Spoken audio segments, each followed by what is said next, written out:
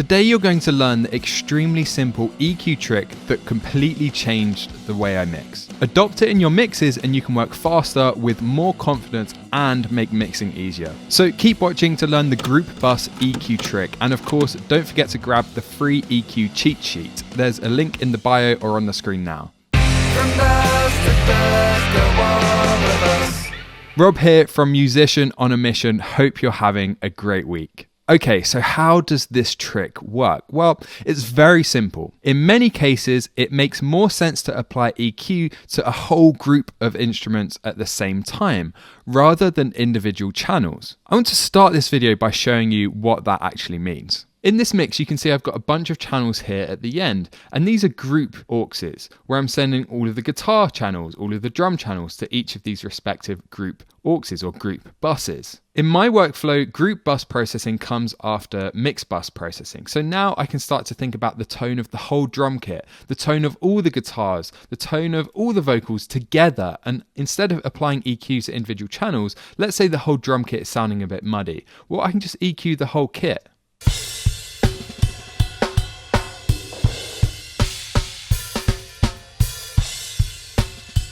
And let's say the guitars are sounding a bit harsh as well. There's only one guitar here, but it's got several mics on one amp. So now we can EQ that.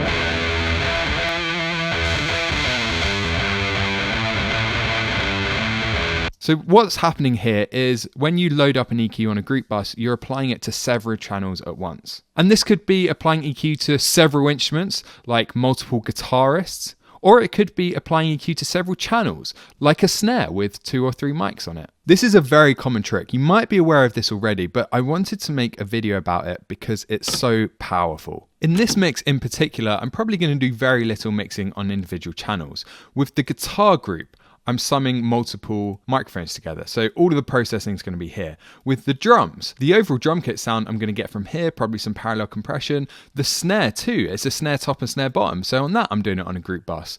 With the kick, there were 3 mics. I decided to mute a couple of them. So on that, I'm going to be doing individual channel processing. You can see I've already got a bit of EQ on that already. But then the bass is the same. It's a blend of the DI and the mic. So in this particular mix, most of my processing is going to be on these last few channels. The benefits of working in this manner are numerous. First of all, you use less plugins because rather than adding an EQ to every single guitar mic or every single different backing vocal part, you just use one EQ plugin on the group, which also means you save time because you're doing big broad sweeps. Rather than focusing on small details, you're fixing the tone of an entire group of instruments or a bunch of mics at the same time. And this means that your mix starts to come together faster and earlier in the process, which in turn gives you a big confidence boost. And confidence is always a good thing when mixing. Generally, when you take this approach, it also forces you to consider the context a bit more, because even if you can't avoid the solo button, which you should absolutely try to do, but if you have to solo anything, it's better to solo a group of instruments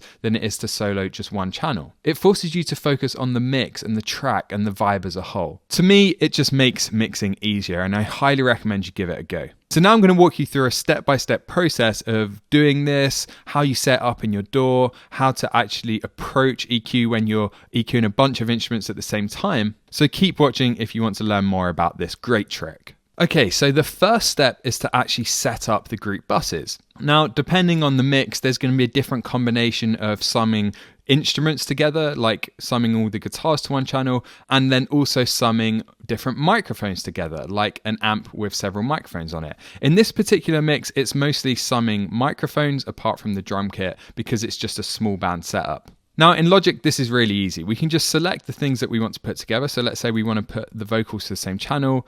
We then go to the output and we select a bus. That's going to create a new channel for us, and we could change this to vocals. And we've got our first group channel. So the output of these channels are being summed together here. And we can repeat this process for instrument groups like all the guitars, all the backing vocals if there are more of them, or all the keys, that kind of stuff. So in this track, all that's left for that approach is the drum kit. Okay, and now we can sum similar mics. So on the bass, we've got a DI and a mic. On the guitar, we've got 2 different microphones. So we don't want to process these individually. Once I've balanced them with each other, there's no point EQing them separately. And this is the whole idea. So instead, we can just bus these together and also bus the bass to one channel.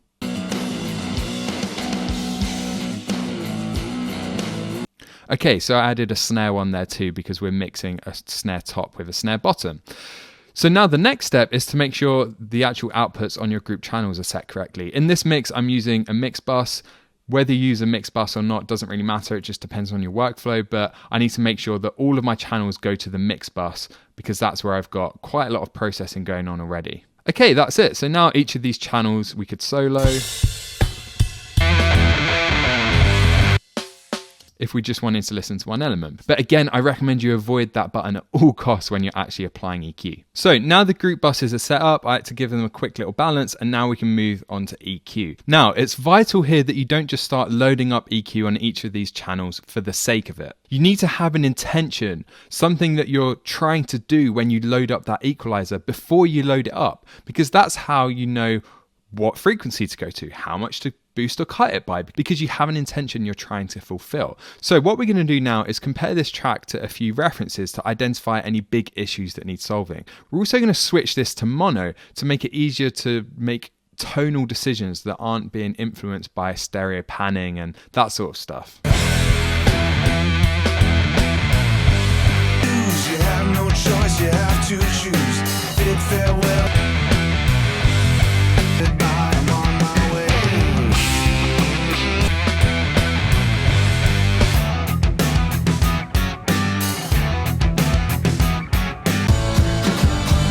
You're rightfully through.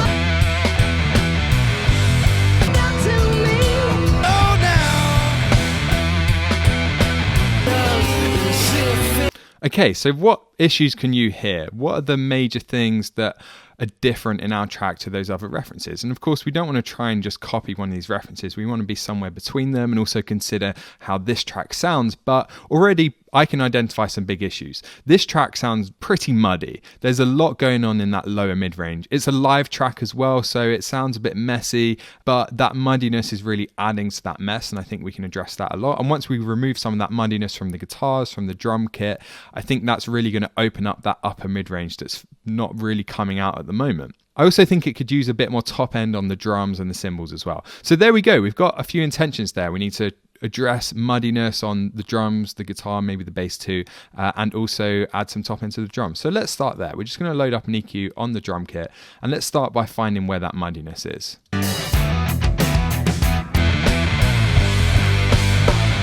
me low. You get me low now. You get me low. So a bit of a low cut there as well, just to tighten up that bottom end. And let's compare, see what this is actually doing. Get me low. Cool, that tightens up that kick a bit as well. So now let's try adding in some top end. Get me low. You get me low now. You get me low. I like what that's doing to the cymbals. Again, let's just check a few references. Goodbye, I'm on my way.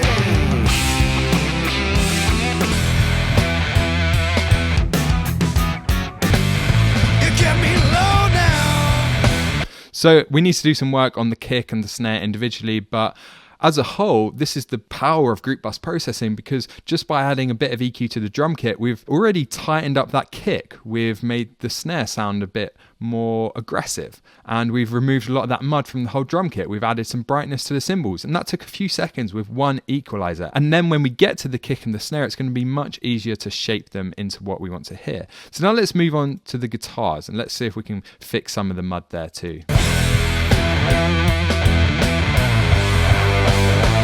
Get me low. You get me low now. You get me low.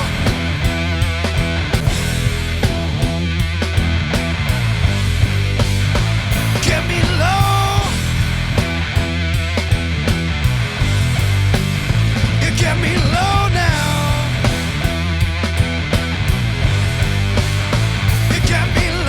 That's already removing quite a lot of that messiness. It's not quite mud. It's actually a bit above 500 here that is starting to sound a bit messy. But just one cut across the guitar, and we could play around with the balance between the dynamic and the condenser as well. But just that one cut has already tidied that up quite a lot. And imagine if you had two guitars going on. Again, just that one simple cut would have tidied up both guitar parts. So there you go. You just saw an example of treating a whole instrument group like the drum kit, and also treating multiple microphones together on that guitar. Of course, there's still a lot more work that needs doing in this mix on these group buses. We need to address the bass, the snare, the vocals too. And then once that's finished, we start to get to the limitations of group processing. There's still going to be a lot that you can't do on the group. You want to do quite a lot of the work on the groups as much as possible, these big broad sweeps. But eventually, once you're done here, you have to move on to the individual channels. So ultimately, we're going to have to start EQing the kick drum. We're going to have to EQ maybe the lead vocal if we don't want the backing vocal to sound exactly the same. Perhaps the overheads need a bit of a high pass filter. Maybe the floor tom needs more presence. All of those things will have to happen on the individual channels. But by the time you get there, you've done a lot of the heavy lifting on the group channels, and you're just nudging these in the right direction and addressing those channels that you can only do individually, like the lead vocal. And then other situations where group EQ doesn't really work is if you want good separation between the parts. So let's go back to this idea of guitars. If there were multiple guitars in this mix, processing them all together like this is going to make them sound more cohesive because we're applying the same EQ to all of the guitars. And that's really good if you want a cohesive sound. But what if we want a really separate sound? If we want to have one guitar hard left, one guitar hard right, and we want them to sound really different and create this stereo spread, well, in that case, we could fix issues on the group bus. Maybe they all sound muddy, but then to create that separation between the channels, we'd have to go into the individual channels and apply some different EQ curves to each of them. So those are the limitations of group bus processing. And eventually, once you're done with the group buses, you will have to move on to the individual channels. So it takes some time to get used to working in this way. It's difficult at first, but it's well worth the patience. This really did completely change my mixing workflow, and my mixes became so much better because of it. In fact, my whole approach to mixing, called slow focus mixing, relies heavily on this group bus EQ technique. So there you go and try it in your mixes, follow those steps, give it a go, and I'm sure you'll love it. Of course, this is just one element of EQ, and you need to have a much deeper understanding of the strategy behind EQ to really implement this technique. Because it's one thing to say, hey, use an EQ on a group bus, but how do you know which frequencies to cut or boost? How much should you cut or boost them by?